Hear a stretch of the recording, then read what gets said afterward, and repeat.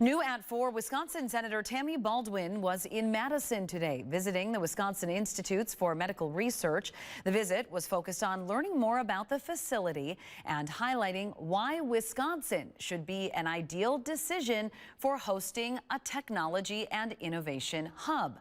The senator is hoping to work with the Biden administration to support Wisconsin's application to host one of the tech hubs as a way to bolster the state's leadership in personalized medicine and biohealth technology.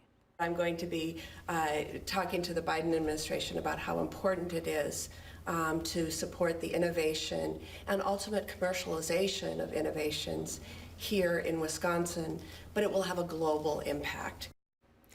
Senator Baldwin also toured Rockwell Automation in Milwaukee as another potential tech hub and growth center in the biohealth industry.